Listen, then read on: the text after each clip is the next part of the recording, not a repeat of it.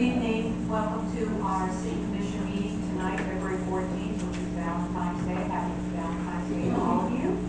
And at this time, I'm going to ask you to stand and do the pledge of allegiance, and in 10 seconds, pledge allegiance to the flag of the United States of America, and to the republic for which it stands, one nation, under God, indivisible, with liberty and justice for all. Please stand for 10 seconds.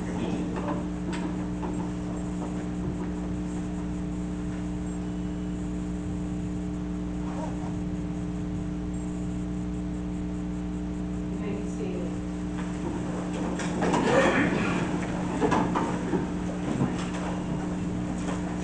Wayne, would you please call the roll? Yes. Commissioner Vaughn? Here. Commissioner Hanna? Here. Commissioner McCall? Here. Vice Mayor Hausberg? Here. Mayor Kennedy? Here, thank you. We'll start with our presentations. I don't see anyone from the Sheriff's Department. And is Mr. Davis, Dixon, if you'd like to come up, you may, our chief, give his report. Pinellas Suncoast Fire and Rescue. Good evening, everyone. Jeffrey Davidson, Fire Chief for Pinellas Suncoast Fire Rescue District, proudly serving Indian Rocks Beach. For the month of January, we had 62 fire and emergency medical services calls from your fire department with an average response time of 4 minutes and 25 seconds. Proud to say this past Saturday, my firefighters and paramedics were selected and presented an award in Pinellas County from the John Maroney Legacy Foundation as Firefighter Team of the Year Award for the successful resuscitation of a citizen and former commissioner in Reddington Shores that happened at City Hall. Then, what? Jeffrey Neal. Yes, ma'am. The big success of that outcome was the police chief from Indian Shores was there, and they called 911, started CPR, asked for the AED, and my paramedics were there in 4 minutes, and they initiated advanced life support treatment, which was advanced airway, electrocardiograph, medications, IV therapy, everything they need to stabilize the patient. That patient was at the hospital in 39 minutes and made a full recovery with no deficits at all, thank God. And that was truly a team effort. So I'm proud to say that your Pinellas Suncoast Fire Rescue Department was selected for the Fire Team of the Year Award, along with Madeira Beach, who we had called for assistance on that call, and they did a great job as well. So we're really proud of them. Jeff is a very good friend. He actually called me and told me how great you all were. We are.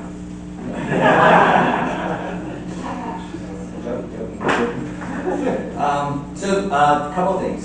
So I have my Board of Commission meeting next Tuesday, the 21st. And one of the things that, we have a lot of things going on, but one of the things is we're moving forward with the building of new fire stations. And it's going to be a little while, but I'm going to ask that we can put out a proposal, request for proposal for design and engineering and costs and things like that, so we can evaluate them and move forward. One of the things that we're facing is, so when I first got here, I knew there was a lot of issues, but my biggest thing was making sure we're here as a district forever, right? And we had to do what we did in November, and thank you to everyone here who helped us with that, sincerely. But there's some bigger challenges, and my number one thing is life safety for all of our residents and our visitors. We have a lot of visitors that come here, and actually, if I could get some help, I need to know how many visitors we have here. I can't seem to find that anywhere, but somebody could help them out. I would really appreciate that. But there had been an analysis years ago, and it was suggested that our station in Indian Rocks Beach get moved north. And when I first got here, I looked at that and I didn't agree. I'm a facts and data person, I'm very analytical, and I didn't agree, but we had bigger fish to fry at the time. Now I had a professional study done, which concurred with everything that I did on my own, which says the best service here would not be to relocate that station, but to add an additional station at the northern end of Indian Rocks Beach. We have a piece of property that has potential, which would expand the entire safety of the beaches. To give you an example, you looked at the beaches all the way down from St. Pete up to Santee, for example. The average, and I'll even plug in, there's a proposed Reddington station in the beaches down the road, and I'm an advocate for more stations, right? Providing, taking my station to give it to somebody else. But the average distance between those fire stations is 2.4 miles away until you get to Indian Rocks Beach and Santee, 5.9 miles away. That's horrible, absolutely horrible. So moving that station would be great. However, it's going to cause other issues. The majority of our fire calls and EMS calls are in this area, closer to the downtown business district, and it gives you backup because there's many times in the beaches, for example, in 2022, 5,000 calls on the beaches, right? 20% of the time, there's 2, 3, 4, even 5 calls going on at the same time, which means if this station is out and the next station is out, your response might be coming for quite some time away, and that's not good for anybody. People don't understand some of the things that happen. Like we had 129 water rescues last year. We're the busiest water marine unit in the entire county. That's because we have a fireboat that's on the Intercoastal on the dock, ready to go. And we also have a beach launchable vessel that we can drive right onto the beach anywhere. Nobody else has that. So we're the busiest. We had 129. And what people need to understand is every time you have that call, 3 fire stations are taken out of the picture. So one fire station is a primary rescue boat, another fire station is a secondary rescue boat, Treasure Island and Deer Beach, right? And the third fire station is patient care, right, at a minimum. And that could happen for 1 hour, could be 2 hours. Now you take in other things such as the number of times that your fire department has to go to the hospital with EMS and ride in to provide better patient care. We had 242 ride-ins last year, which means an average of a couple of hours each time. 242 times a couple hours, it's a lot. That you do not have a fire truck or an EMS service in your area, and that is unacceptable to me. So there's a big process to get this done. And this would come at 0 cost to our taxpayers, 0, because they already paid it. The EMS fund last year, our citizens are just, so we cover Indian Shores, Indian Rocks Beach, Bel Air Shore, Bel Air Beach, and then an unincorporated area in Oakhurst. And last year, 2022, our citizens paid into the EMS fund approximately $4.2 million. And we receive back as a district, we're supposed to get funded to provide those services.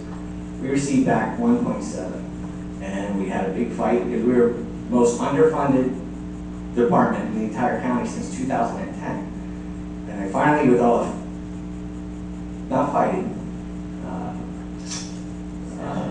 what is that?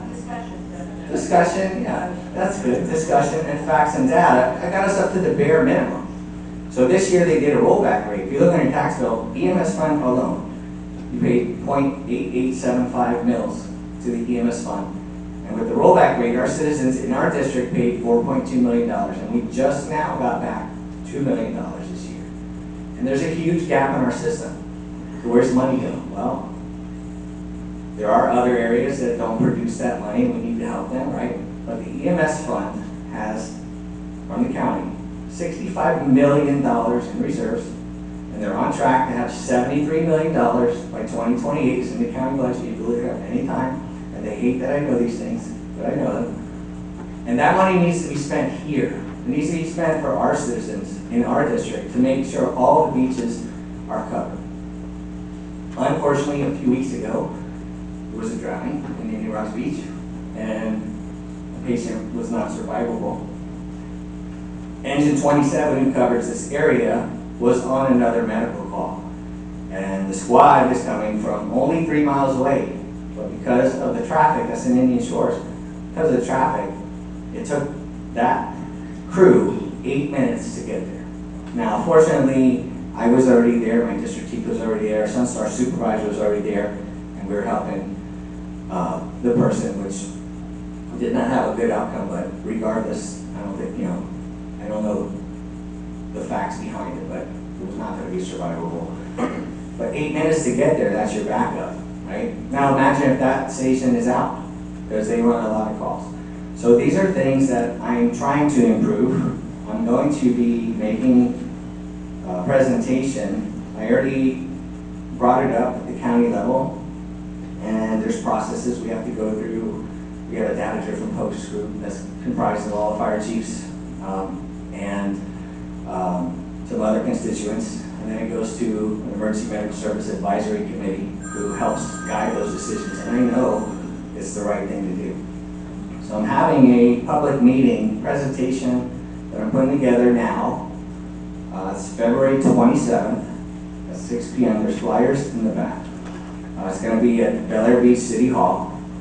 And it's improving the emergency medical services and beyond. And it's for the beaches and the surrounding areas. And I ask that every citizen possible, every commissioner, you all live here, to be there, to hear facts about what's going on and the things I'm trying to do to correct them, to provide the absolute best services possible that we can have here in El Santos. I appreciate if you could be there. And if anybody has any questions, the flyer's in the back. I have business cards. I'll leave my email is on here. My cell phone number's on here. You can call me anytime. And I'm happy to answer any questions 24 hours a day. Do any commissioners have any questions for Doug? Chief, the grounding, I know the two young men that saw the person and helped bring the person to shore, and I would like to, we would like to, the city of Ross Beach, I'd like to have them at the next meeting that we have in March. And I know it was very, very traumatic for them. They helped, and they're young guys, work at TJ's. Yeah, I know who they are. I was surprised when I saw them there, and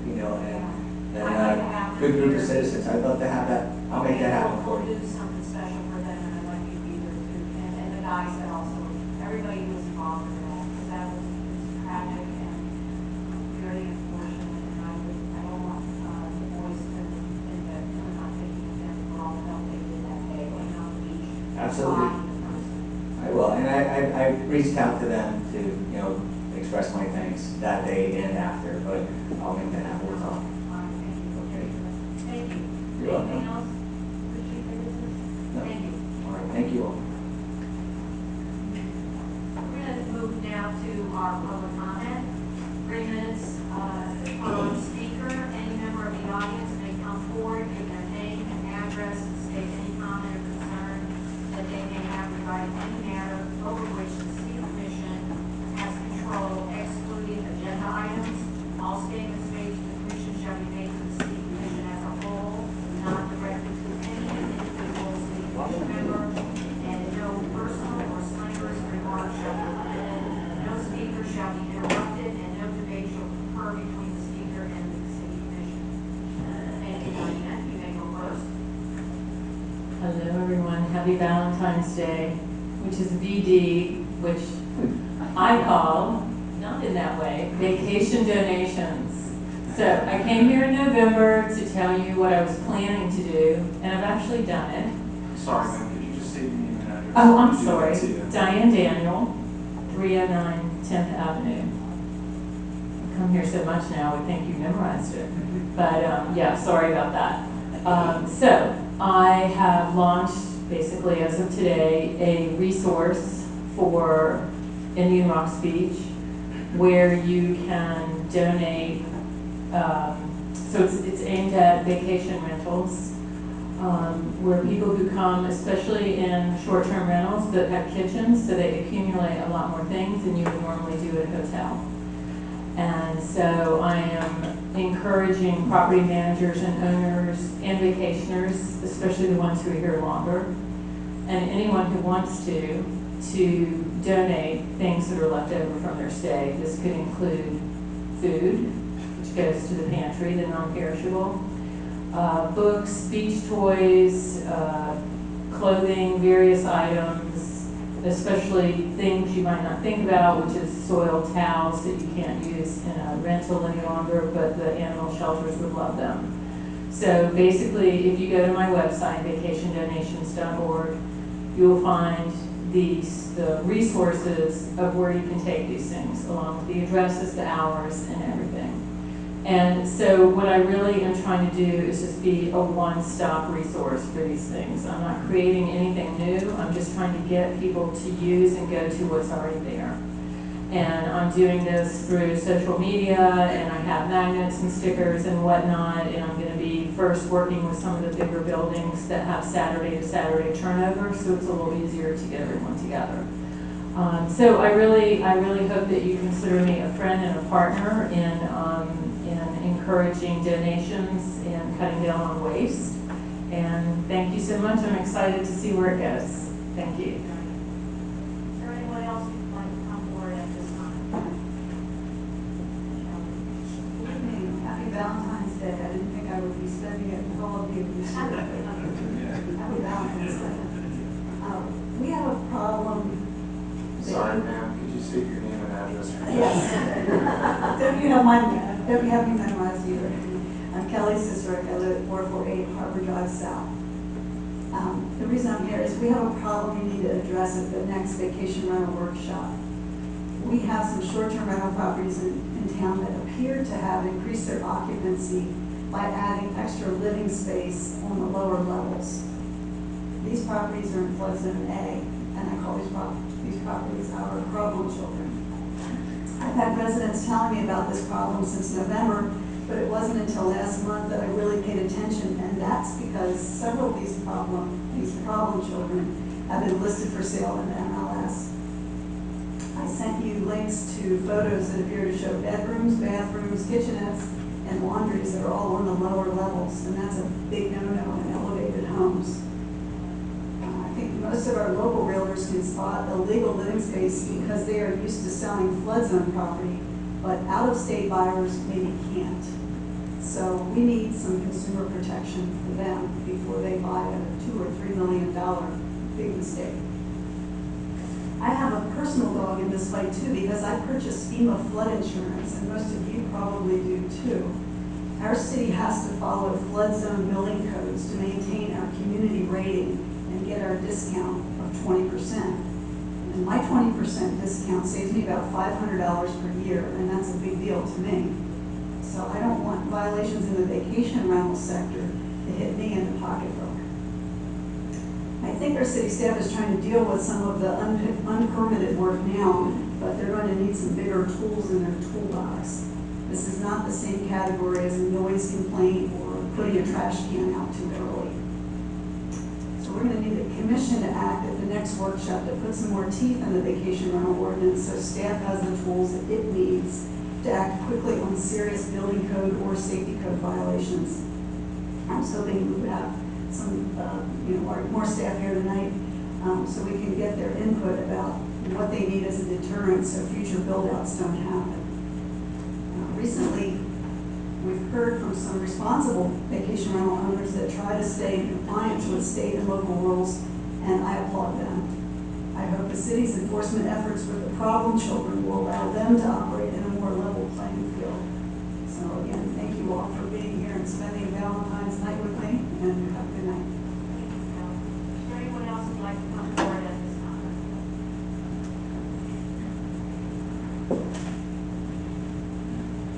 Hi. Hi, my name is Diane Davis. I am a property owner at 107 13th Avenue. I own a fourplex that is just adjacent to where U.S. Grocer is and the laundromat. When I first bought the property, it was 100% occupied long-term rentals. I did my stint in short-term rentals, and I am now back to long-term rentals in 3 of the 4 units. One thing I did want to bring up, and for everybody to consider as they make the rules going forward, is a new space that I've had a lot of people reaching out to me that they have interest in, and it's called medium-term rentals. I'm not sure if you all are familiar with the term, or if you are considering the concept. The concept is such that it is a minimum of typically of a 30-day rental, and it is for the market share that you've probably heard for furnished finders. Now, Furnished Finders reaches out to people that are typically in the nursing industry, in law enforcement, as well as in federal government workers, and also people are reaching out to me that are working in the utilities industry. So when we have storms, people can come in to help trim the trees back. These people would be coming into my unit for anywhere from 30 days up to a year, depending on what their assignment is. Furnished Finders nurses are typically assigned on a 13-week turnaround period, and my concern is that we are careful in how we define a short-term rental so that it may give somebody like me the ability to write a lease, collect a security deposit, and house somebody who's coming not only to live here but also to work. So these aren't the typical partiers, they're not partiers at all. One of the nurses I have, she works 10 p.m. till 10 a.m., she works the night shift. And I ran into another one with my mom at Marble Medical, which she had to go in for an emergency procedure. The nurse who tended to her in the ER was here on Furnished Finders on a short-term rotation through the company that she works for.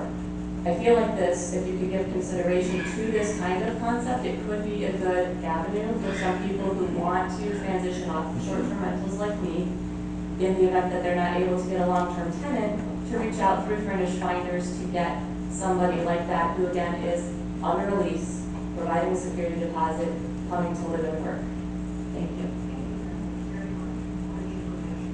Is there anyone else who'd like to come up at this time?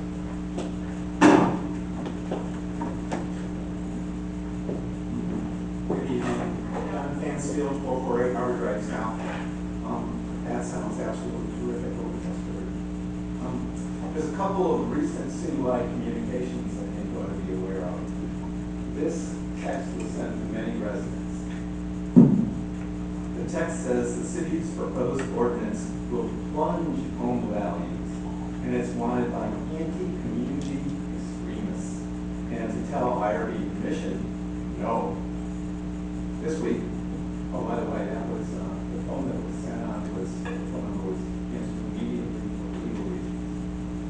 This week, a fundraising letter was mailed, presumably to all short-term rental owners, and it's packed full of scare tactics to generate a reason to send them money.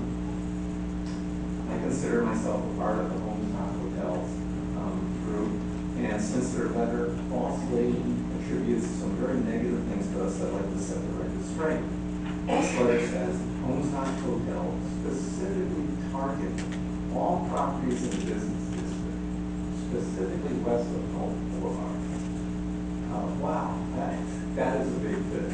Our group's core belief is that short-term rentals do not belong in residential neighborhoods. We only put signs in areas zoned residential, not in the business district, not west of Gulf Boulevard, and we know that. The letter goes on to say, our group has an expressed intent to do away with all short-term rentals. The end goal is to shut us down, not letting us rent. They want to bleed us dry. Of course, that's never been said. In fact, our group has said the opposite. We are fine with short-term rentals in areas not zoned residential. And it also says, this one always gets me, without us, the investors, there would be no crabby bills, Casa Italia, Heavy to Paris, Sandy's, and Blue. That's another big tip. It must have been written by somebody out of state. Because we all know these and about 20 restaurants have been here for short-term rentals came in Oxford, but they keep going about how much they help the economy. So why all these fabrications? It's stated in the end of the letter. It's a fundraising effort. They're trying to scare the majority of short-term rental owners. Those are the good people that live west of Gulf Boulevard to give them money. Reportedly to stop the proposed legislation, possibly soon. I'm guessing what regulations these unnamed people fear are onerous inspections to make sure that they're up to the building code. The proposed new ordinance you made sense. You made a fair compromise that most good short-term owners will be able to live with. They live with identical regulations in other cities and counties.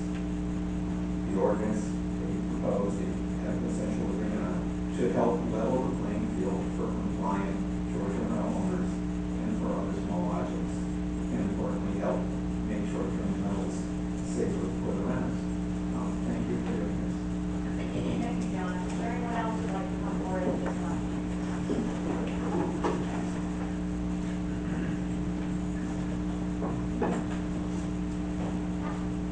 Linda Newton, 438 Harbor Drive North. So today, I pulled up your list that's on the website of all the short-term rentals. And I guess these are all of them that are west of Gulf Boulevard. Is that what the list is? I guess you can't answer me. But anyway, most of them are in the yellow zone on the map. Which one is it? So I put it together for you so you can see marked in orange are the ones that are in our neighborhood. These are single family home zoning. This map was developed in 2014. So this is something that we've had in our city. I know when I bought here, it was single family residence. So I went through and I marked everybody in orange. Jerry helped me. And we came up with, by the way, sitting here at the meeting, I found 2 that aren't on here. I don't know how often this is updated, but one's Jones House and another one on 417 Harbor Drive South. 417 Harbor Drive South is not here. And Jones has been a rental for a while. So we need to make sure we're updated. Also, I'd like to have their BR number or whatever it's called on here where it used to be on here. So if we see one advertised, we can check the address.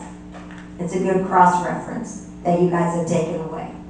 Anyway, so looking through there, we found that Indian Rocks Beach in the yellow zone, am I allowed to just turn it real quick? Okay, because I want to really show you. There are 882 pieces of property. And of those 882 pieces, what I found on the list in the yellow zone, which is single family, there are 143 hotels or short-term rentals. So that's 16% of our neighborhoods have already gone and our residents have left. I know one thing it does for you all, you get a lot more property tax because the homestead's gone, or it should be. Anyway, when I bought here, 0% were rentals in our short term. We had family, we had friends, we had groups that got together. We'd all go to the Red Lion, we did a boat club. We had a fabulous time, and it was a wonderful beach. Now, I have trouble driving home for the number that come out of Harbor Drive South, North, Bell. Everybody comes out the one exit by Brown Park. Okay, so we have to probably live through this pain, but I would love it back to 0%. And since we do have to live through this pain, by the way, Arizona has a city that's limited to 1% in their single family neighborhoods. And I didn't know our zoning had changed, but I know the state of Florida messed with it. And I think you all messed with it in July of 2011. Anyway, we are where we are. So what I would recommend is a limited percentage of family, that we can't go any higher than this. And I would actually love to go to 10%, but 10% of 188 is 88 homes, and we're way over that.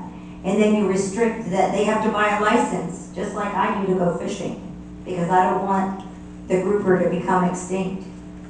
That they have to buy a license so the residents of Indian Rocks Beach don't become extinct. It's very frustrating where you've positioned us. They need to have strict fines. I didn't hear many fines come up on your ordinances, but you can place fines on these people for not doing the correct thing in our neighborhoods. I love the thing that 3 strikes you're out and you no longer can rent. I don't get why they're there anyway. Remember, okay, 10 seconds. We're a single family, we're not commercial. And everybody comes to me that's a short-term rental and say, my rights, you can't take my rights away. Well, listen guys, you've taken my rights away. Thank you. Is there anyone else who'd like to speak to this one? Hi, my name is Teresa Kuzniewska, and I'm on 3667.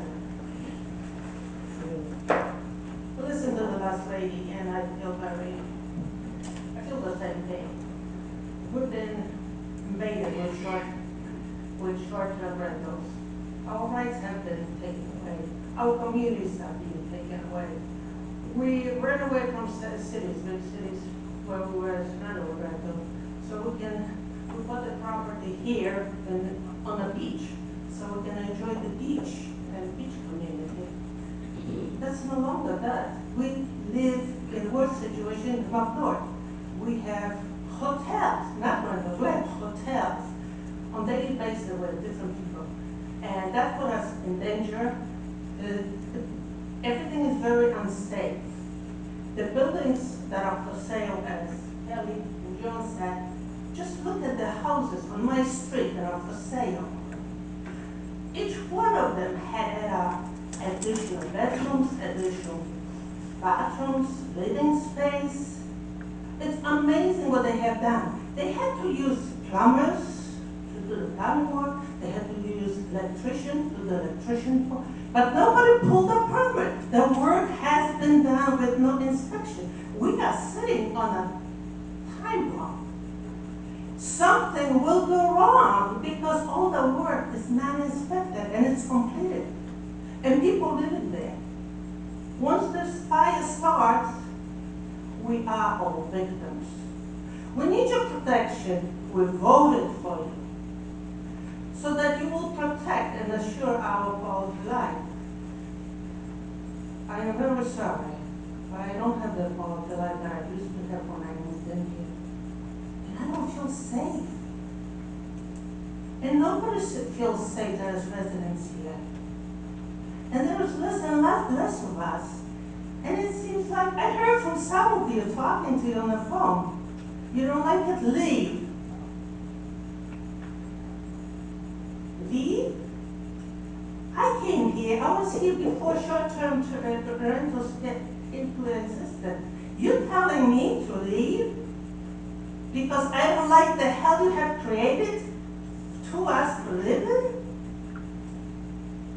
How fair is that?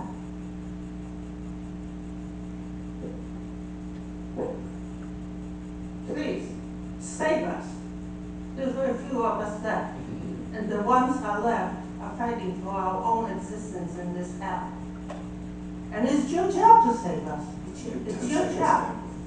Right? You save by your time. Thank you.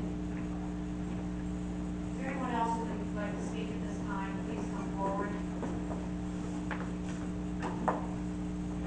Jerry Newton, 438 Harbor Drive North. I brought this to y'all's attention a month or so ago, and I still want to talk about it and find out why we can't do it.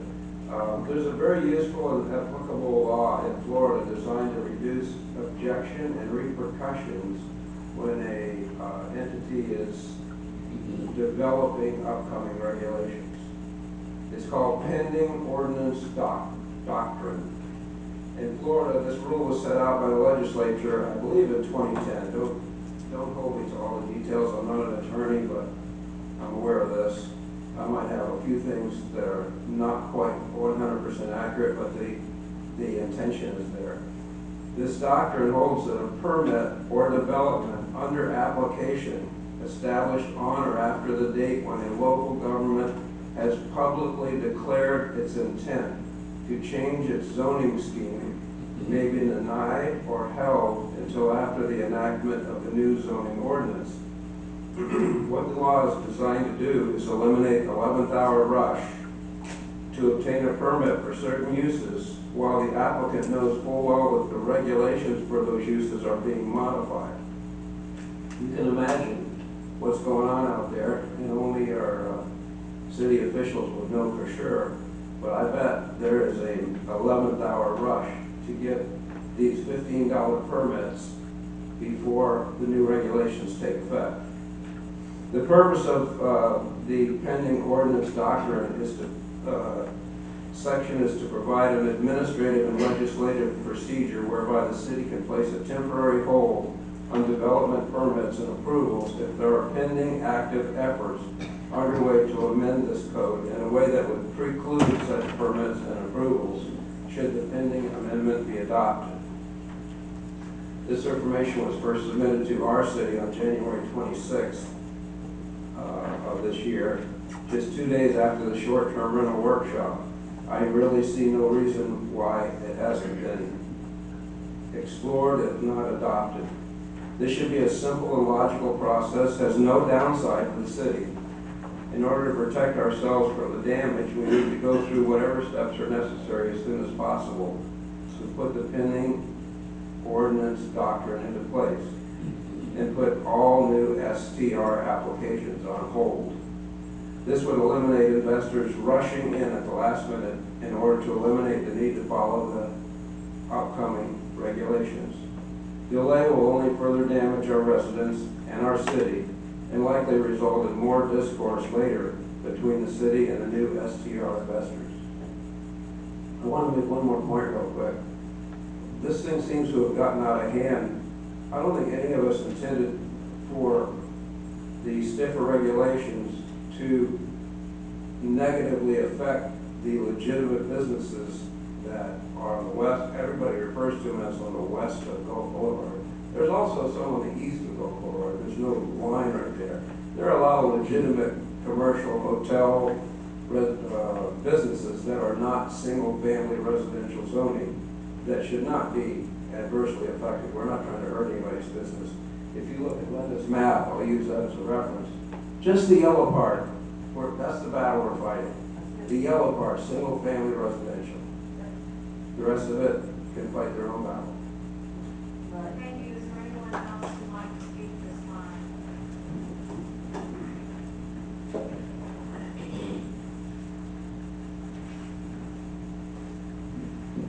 On House 21 Fort Beach Trail.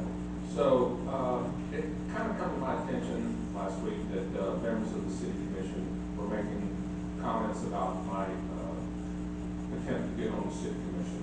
And I actually kind of like that. There's a French philosopher that said any publicity is good publicity. I try to say it in French, but y'all heard my Latin. You do not want to hear my junior high French, okay? So we're going to skip that. So I just thought I would like to say, as y'all were talking about my attempt, I'd like to say you can add some other stuff to the things you're saying, and they're all true, you know, whatever.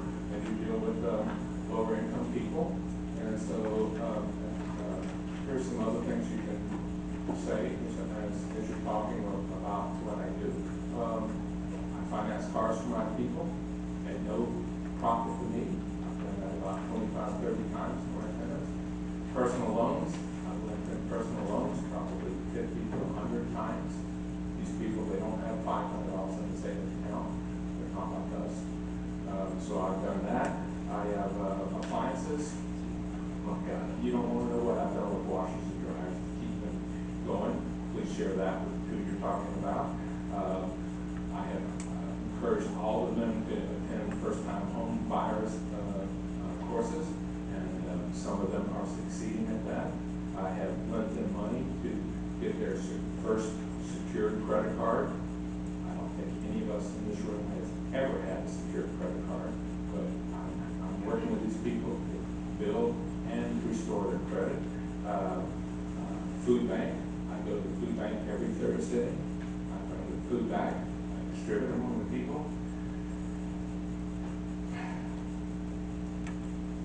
Some of us are good people. Just keep that in mind when you're talking about us every now and then. Thank you, John. Is there anyone else who'd like to come up at this time?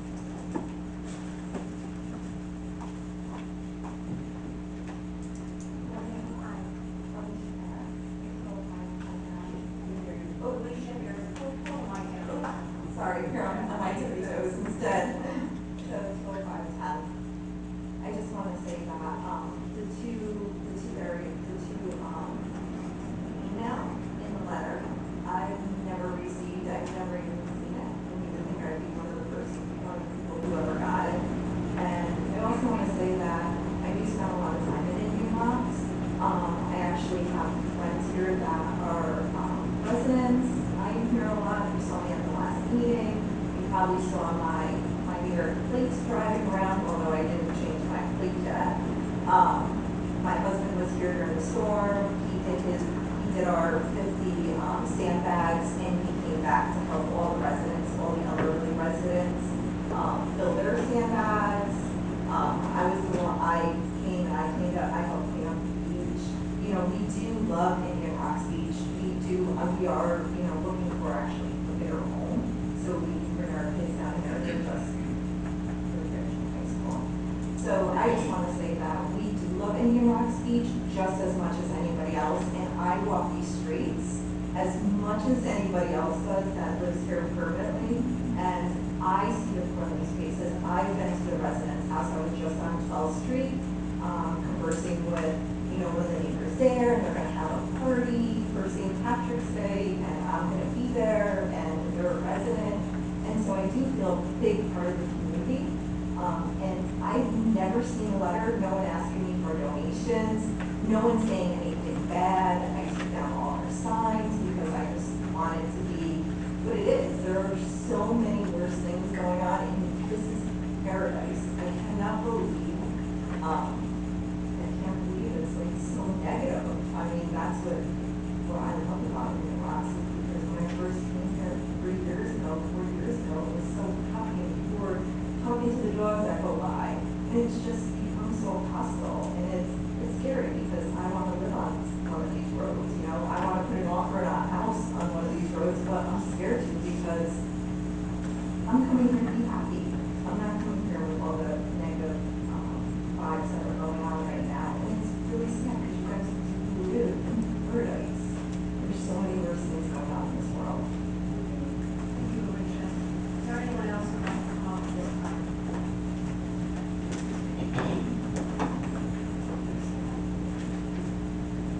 Preston? Hello, I'm Preston Smith, 2308 First Street, apartment number 5. I wanted to clarify my position on restricting short-term rentals. In my opinion, the 20 pages of sanctions, or restrictions that we worked on at the workshop last month is badly worded. And the workshop was a disappointment to me last month because I couldn't hear clearly what the commissioners were deciding. The board sounded unsure of what they were saying, and it's like they didn't want to talk into the microphone or maybe just covering their mouths while they were talking and making these decisions. As I look around the city to ask people to vote for me, vacation rental owners assure me that they will sue if their property rights are violated. And then the long-term residents are so fed up with the partying and vacationers and transients that they're ready to absorb a few lawsuits to shut all the rentals down. And I think we can find enforcement of existing rules as the way to go, but that's for rentals that are already established. And then the rentals that they must be inspected before getting the go-ahead as far as checking the garages to see if they have all the beds. And the noise needs to be monitored. You have the 50 decibels at night, 60 decibels during the day.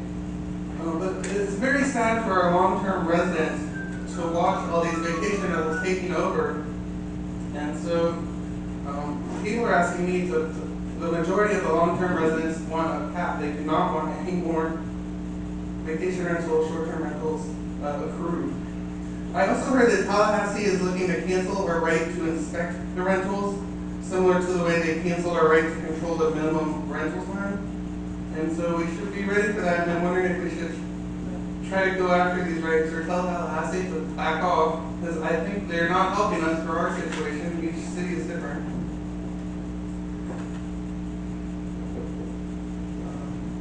I have one resident considered maybe in order to run property here, buy a property, you have to live in it for 2 years, or I didn't know if we had considered that. But instead of legal battles amongst ourselves on things that we can solve other ways, I didn't think we should spend the money on standard punishment and burying our lives. Thank you. Thank you, Preston. Thanks for walking the neighborhood. Good for you. Is there anyone else who'd like to come up at this time? I would like to use sometime. My husband is here, so that he presented everything. Ma'am, you've already spoken at this point. She can't get a second bite at speaking that way. Had you yielded the time, I mean, the reason for this is this can work and serve result if we do this way. And ultimately, I defer to the mayor as the presiding officer.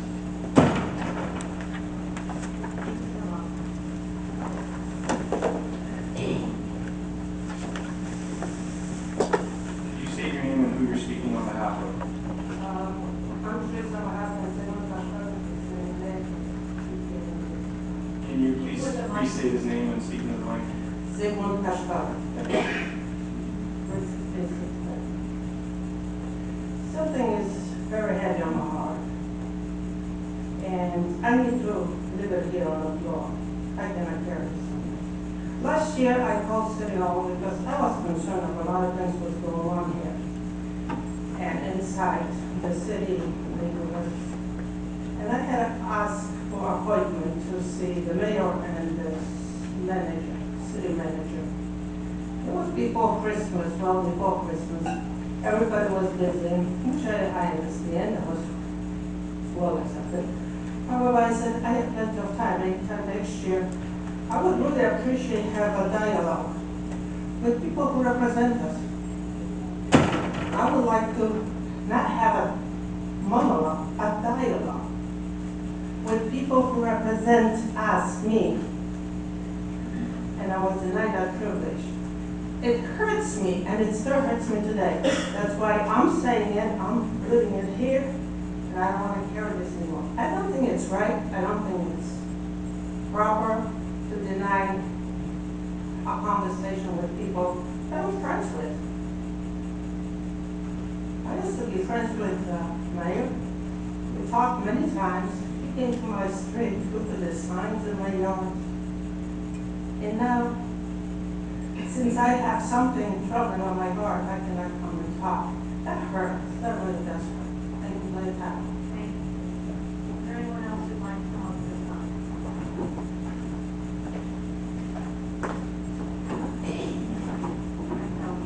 Hi, Tony Trevizio, 415 Harbor Drive South. When we establish occupancy limits, how will the internet advertising be enforced?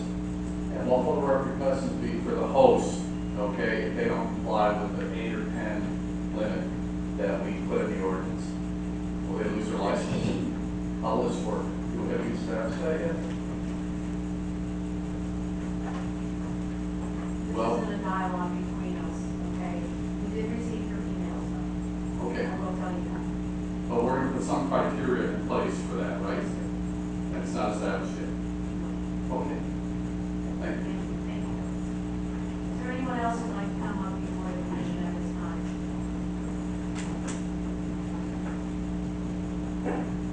Eddie D, 197 Point Avenue. I'd like to elaborate a little bit more on what Jerry has said.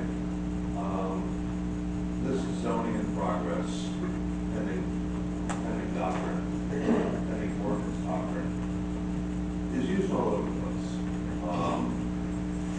I'm a developer source, and it's been used on me many times.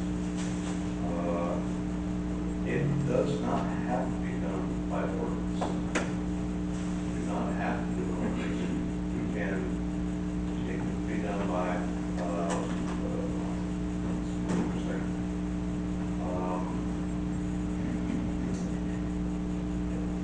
can be done by a non-motion, but, excuse me,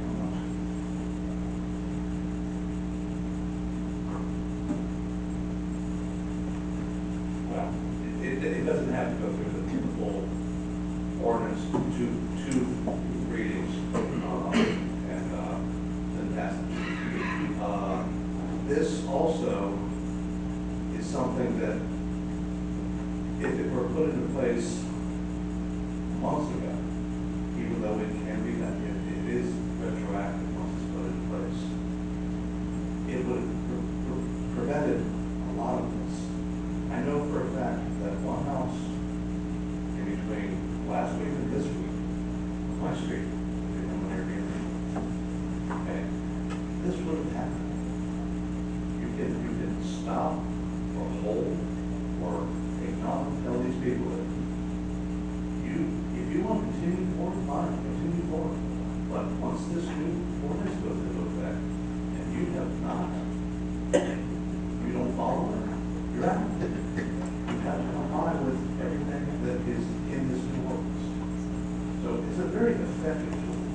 And yes, the second BCA, Martin Smith, is the one in City of Clearwater, Bush Smith, is the one that started all this, okay? And it's effectuated by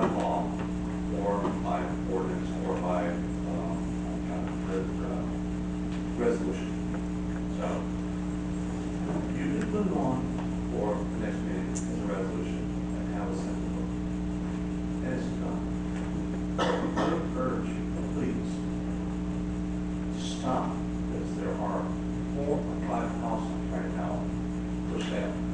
There are 4 or 5 empty houses right now that have been bought, that are planning to be here. There's 4 flexes, there's all of these other things that are around town. These are all planned to be here. They need to apply the new ordinances. They're going to be put into effect, not slip in with the 15 houses.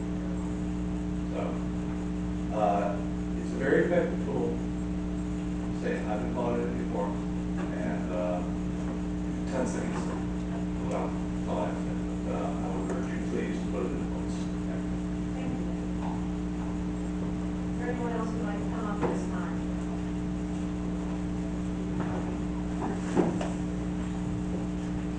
R.B. Johnson, 1206 Beach Trail.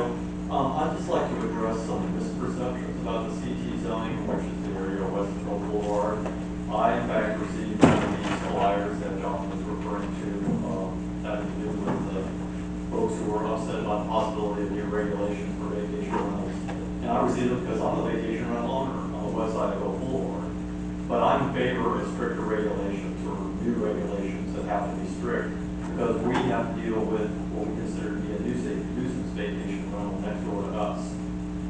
But one of the misperceptions that's in this letter, they talk about, or they refer to the west side of Oak Boulevard as a business district. Well, as commercial tourism, it's not a traditional business district where it's allowed to have freestanding restaurants and businesses like shops and things of that nature.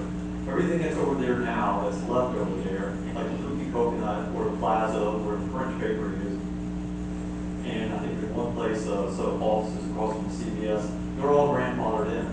For decades now, many decades, we have not allowed any new freestanding businesses of those sorts.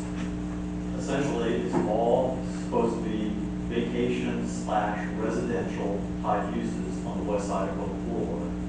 So it's not supposed to be like Ybor City or Burke Street or anything like that. And in fact, for the last 100 years, over the last 100 years, there have been people who have vacationed and who have lived on the west side of Oak Boulevard in various different kinds of ways, including folks who have come from Tampa, who have their weekend residences, snowbirds, et cetera, everything from the people who stay for a weekend to the people who live there year round. In fact, I've had many family members who have lived year round on the west side of Oak Boulevard. So one of the other misperceptions that I wanted to address is that, and you would have heard this, I think the candidates tonight, is the idea that it's almost all condos and maybe a few old motels. Well, that's not the case either. Now, there may be some blocks, and there are different blocks that are almost all condos. But then there are other blocks, for instance, the long blocks between 7th and 9th Avenues, which are almost all houses or cottages, which are just a sprinkling of a few fourplexes and duplexes. And in fact, in my neighborhood, the 7 lots on 12th Avenue, north of, on Beach Trail, north of 12th Avenue, out of those 7 lots, only 1 is a condo, the fourplex, and the rest are all houses and cottages. And until recently, I had the house next to me that was built for a family and lived by family, then was sold twice, and now is owned by investors. They've turned it into a vacation rental.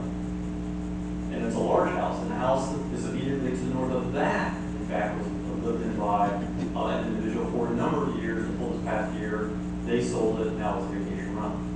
But we've had people who lived up and down Beach Trail, again, for quite a number of years.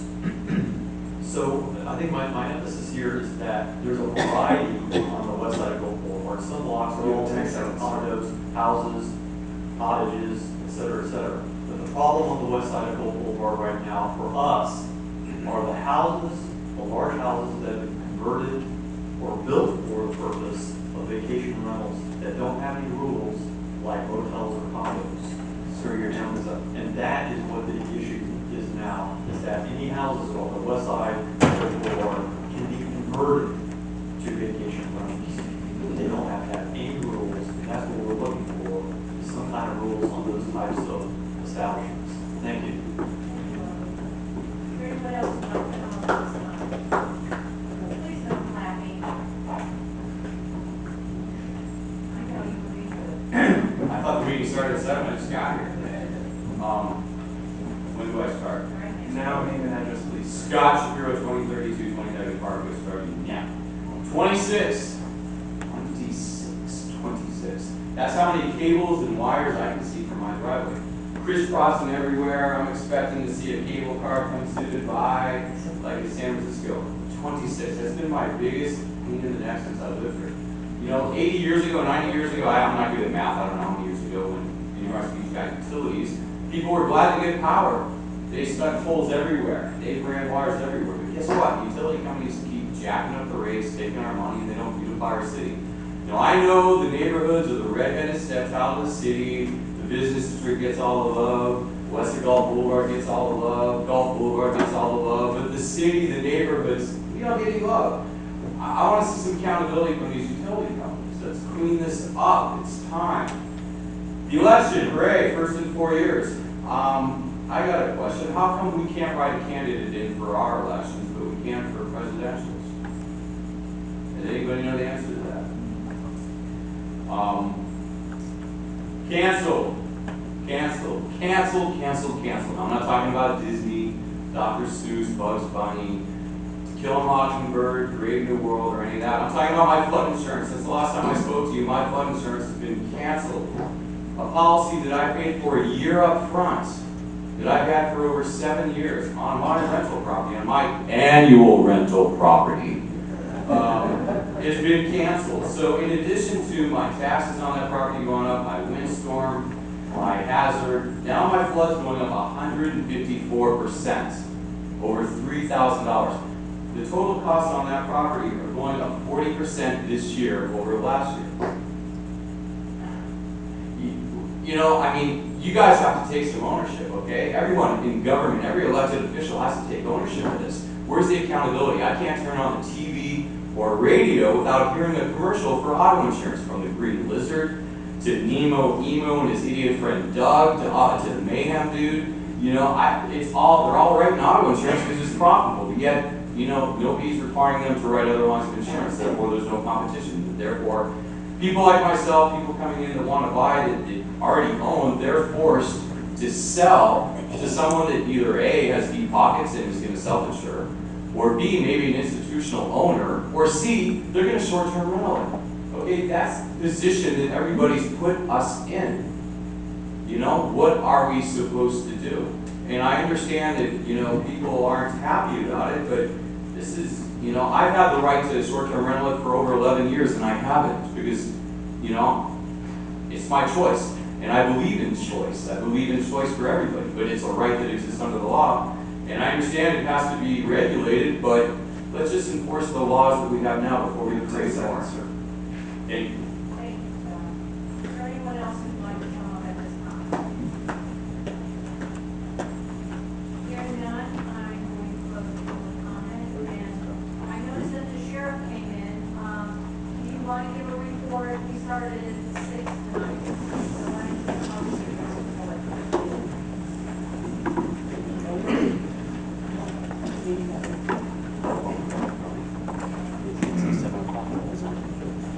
Good afternoon. I'm from the Sheriff's Office. Newly appointed sergeant doing with the Sheriff's Office. I started in this area last night. I do apologize about the time. I did call this afternoon and spoke to gentleman in March because the meeting would start at 7, so I do apologize again. Thank you. I will no longer be here. Please take my spot.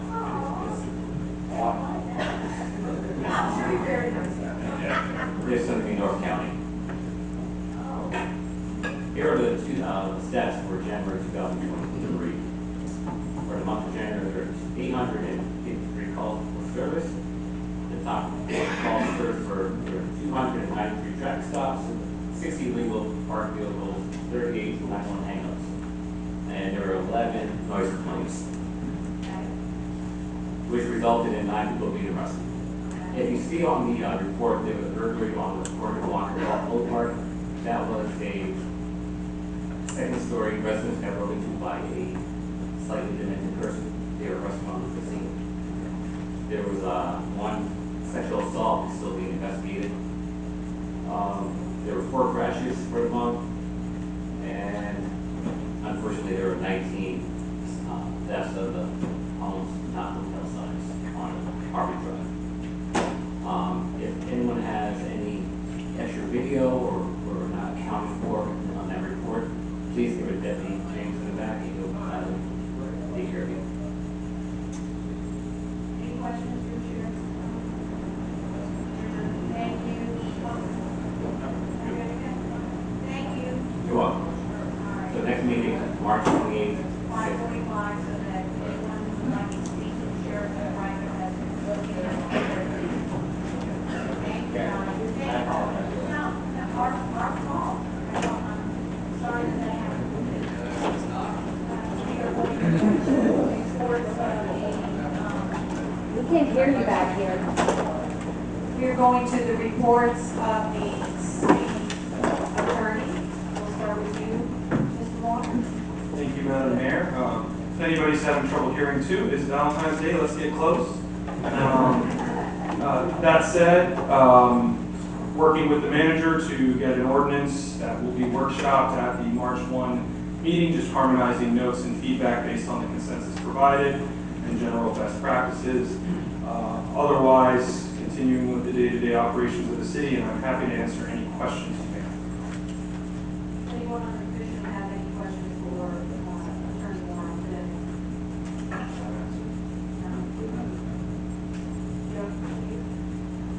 Jude, we'll start with you. Any comments tonight?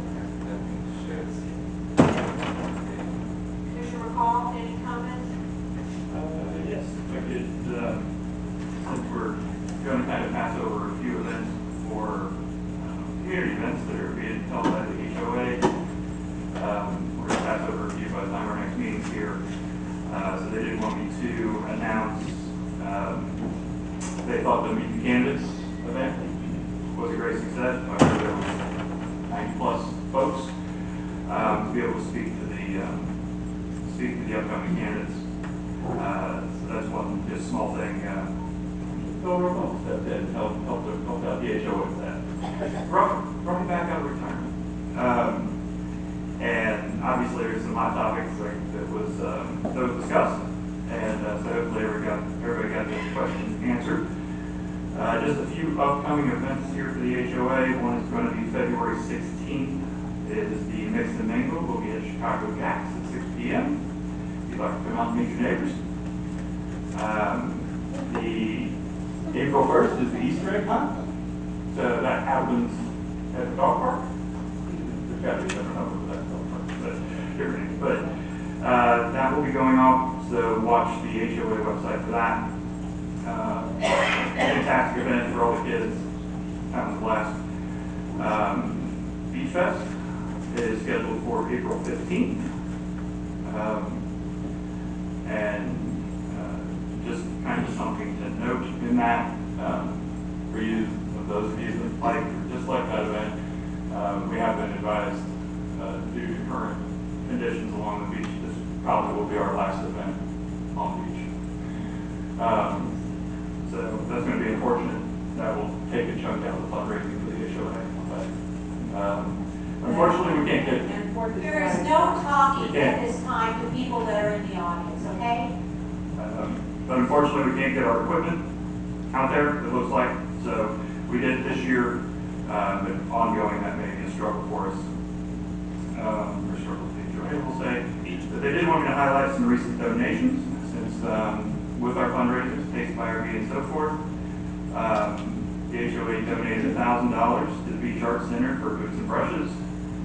We donated $1,500 to Bay Pine Wreath Across America, which if you haven't been there, Bay Pine Veterans Hospital, you should attend. I would like to thank the mayor for joining us this year. Yeah, that's a great event, local, great charity.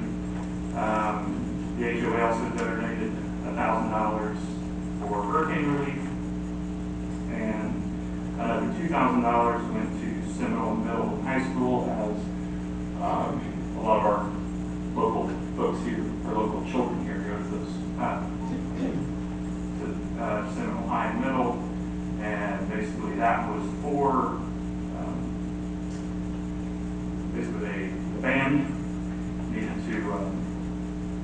do some repairs to the trailer so they can haul their gear, and some was for color guard. So out of all these events, these community events that everybody comes out and volunteers for, that money is donated right back into our community in various ways. And as always, the HOA has been going on since the 1970s, somewhere, RV probably. They are always looking for volunteers to put on these events. You see how they've grown, how they are. So they're always looking for volunteers and or leaders, because as a board member of a nonprofit, they can take this after 5, 10 years. But other than that, Mr. Mayor, I think that's all I got. Thank you, sir. Mr. Hammond? Yeah. Vice Mayor? Well, as you all know, I'm up for re-election, so if you see me around town and have any questions, please ask me anything, and I hope I get to continue serving this community. Thank you.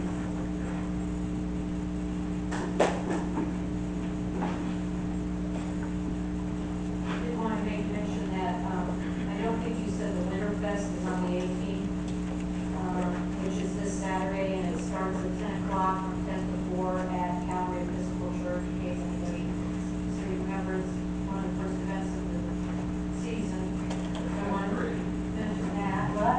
Yeah, that's great. And a pep parade, yeah. Are you a judge? So like, yeah. You guys are judges this year? Okay, cool. That's You gonna talk about your return?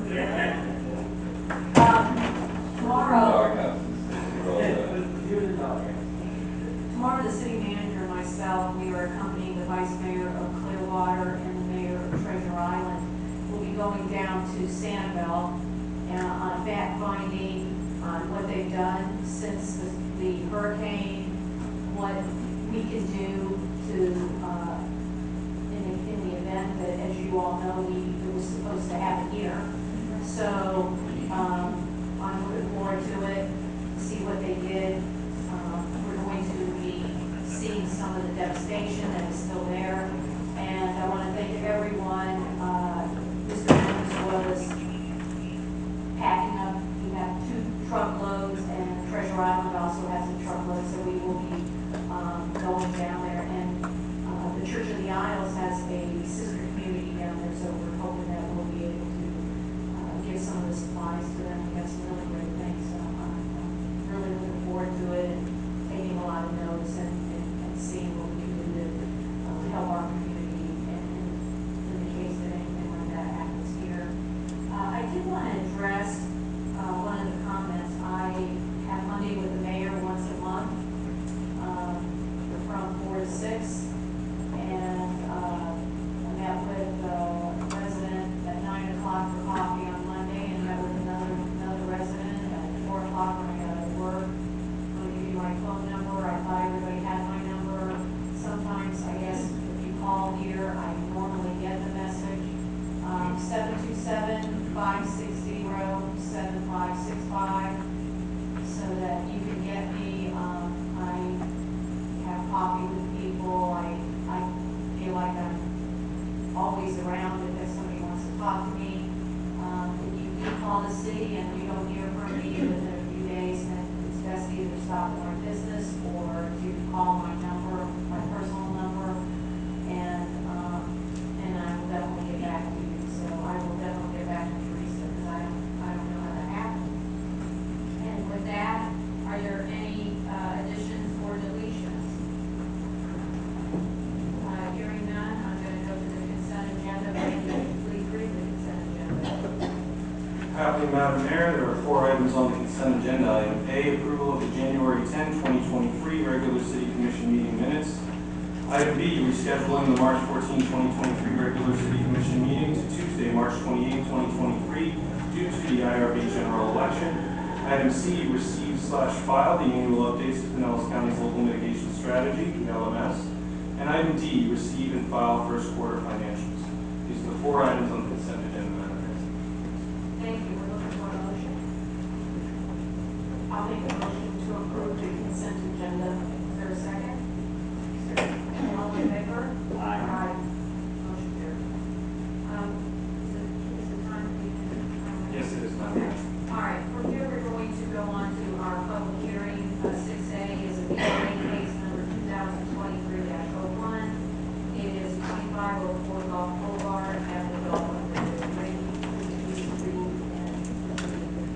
Properly, Madam Mayor, this is Board of Adjustment case number 2023-01, and this is for 2504 Gulf Boulevard, Dolphin Reef.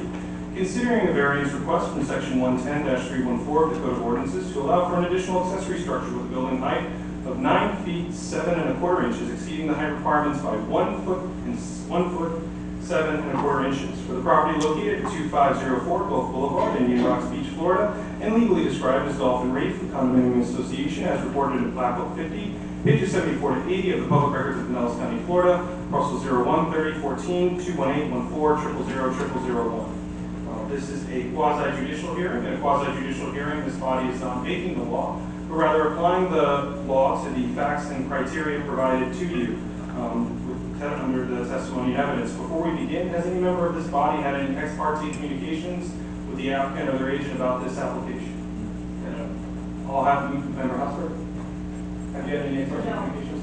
All having responded in the negative, has any member of this body conducted a site visit for the limited purpose of evaluating the application before you this evening?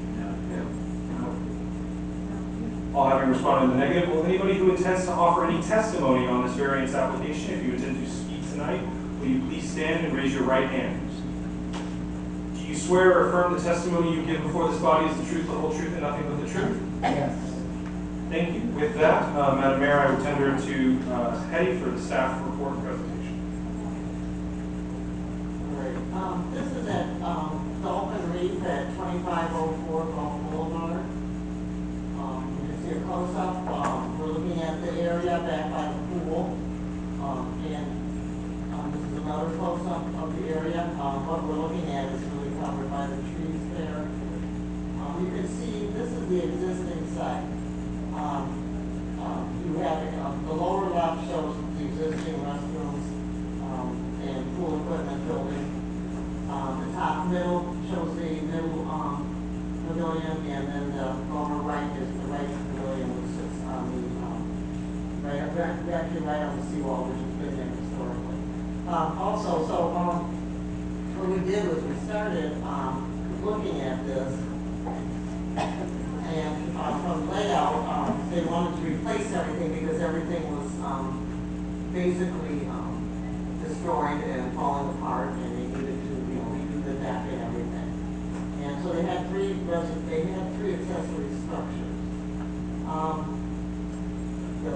So then the next, we were working on this and working on it. They wanted to rebuild the gazebo right by the seawall, exactly the way it is. And then on the right, they wanted to do the restrooms with mechanical. They had to raise it up, get it up to code, and then do an outdoor barbecue pit, and then add this little gazebo. They wanted to move the old gazebo, which was actually sitting on a platform in line, and make it the same size as the other gazebo number 1 at the seawall. During the discussions, so there were three basically buildings out there to begin with. So during the discussion, it came up that they wanted to cover this patio area with the outdoor barbecue, and I said, well, if you do that, that's like a third structure. So that's why we're here, is because of this middle structure. To add that structure, it's bigger than the existing one that's sitting there. It's off the property line. And it's actually the same size as the existing gazebo up back by the seawall. It's just, we got into the height because they're measuring it from grade. And the one by the seawall actually sits on an elevated deck. So that's where the height came into play here on this one, because I was measuring it from grade. What the issue is here is that they're only allowed any commercial use, any multifamily is allowed 2 accessory structures on site. So they're asking for another accessory structure to make it 3 on site, and also for the height of that accessory structure. The staff did recommend approval. The board recommended approval and recommended that we look at this, since this actually, if it was 6 single-family lots, could have like 6 accessory units at 120 square feet apiece. So that's really, and here you're looking at, basically 6 lots, normal city lots, and be quite a few tenants with that are allowed two structures.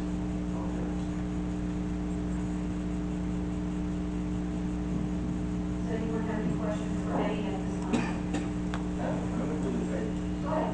I'm a little unclear about the third structure. Is that going to extend beyond where it currently is? Okay, where it is right now is, yeah, see, if you look at this, see where the one-story building is? And see this roof over this building here, that's the one that they want to enlarge and make bigger and move it away from the property. So they're gonna move it like over So here. the other, there's nothing, this has nothing to do with that third building, the larger one first.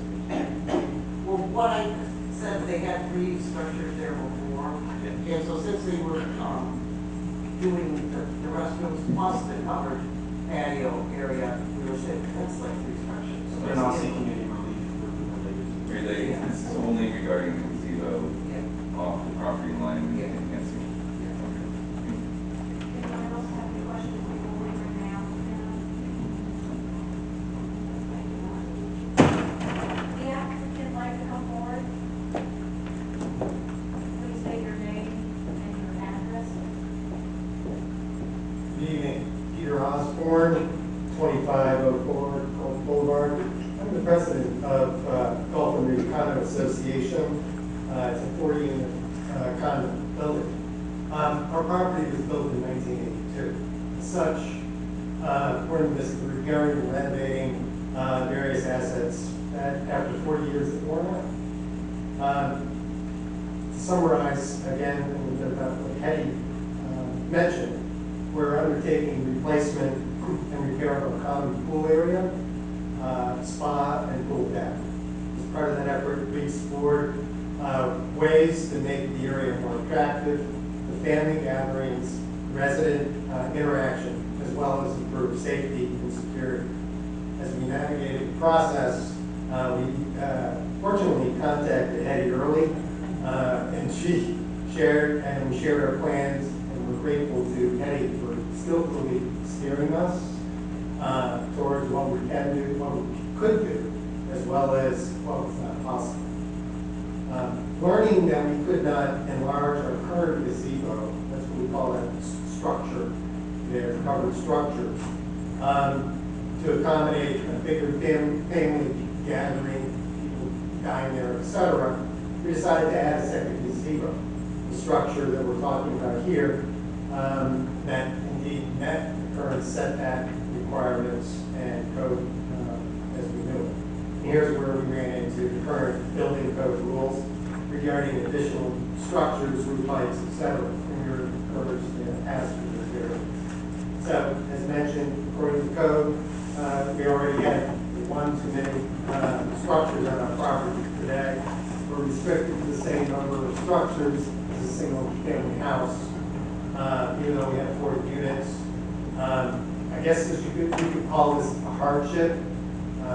Frankly, we live in Indian Rock Beach. I think calling it a hardship in this community is a little bit of a stretch. But having said that, we think this would improve our living situation. And the committee did feel that the code was somewhat unclear, it could disadvantage accountability and such as this. So, with that, the additional roof structure that we wanted to build is also 1.5 feet higher than code and being placed on a raised bed.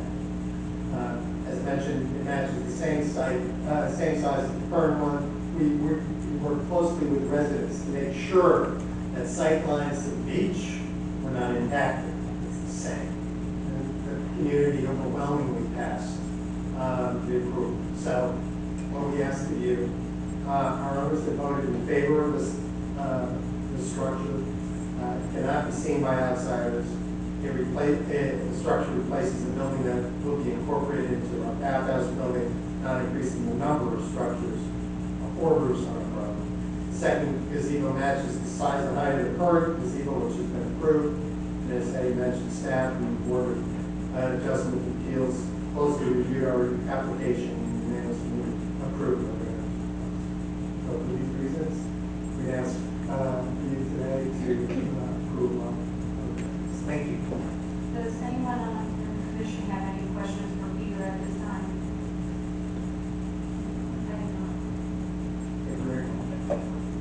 don't go in your lunch, you just sit right there in front of you. Eddie, do you want to add anything? No. Okay, here, Andy, I'd like to open up the public comment. Is there anyone who would like to speak on this issue at this time? Hearing none, we will close the public comment. Do you have any rebuttal or anything else that you want to say? Okay.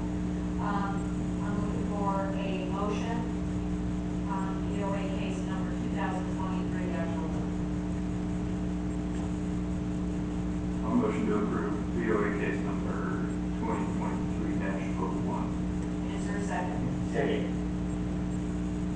Do you have any comments on the motion, Commissioner Hall? No, it's, I mean, just, they're obviously undertaking, an upgrading after 40 years. So they're bringing everything to code, so can't argue with that. Anyone else have any questions? Hearing none, Reed, would you call the roll? Member McCall? Yes. Member Hannah? Yes. Member Vaughn? Yes. Vice Mayor Hosper? Yes. Mayor Kennedy? Yes, motion carries. Thank you. When will it be done? That's the same question I get asked by 40 residents, hopefully by July 4th. We plan to have a rent the deck party as soon as we get the permit. Very good. Can I Go ask- back and say that you can have it. Okay, thank you. Okay, the BOA did recommend that we look at this in the future Okay. and recommend it to you, so if you want us to go that way. Yes, is that okay with you? Okay, yes. Can you do that again? They want to look at This, how many, structures, accessory structures for larger, yeah. perfect. All right, thank you. With that, is there any other legislative matters to come before this agency? Okay, we do not have any work session items, there is no other business, and at this time, is there a motion to adjourn? Motion to adjourn.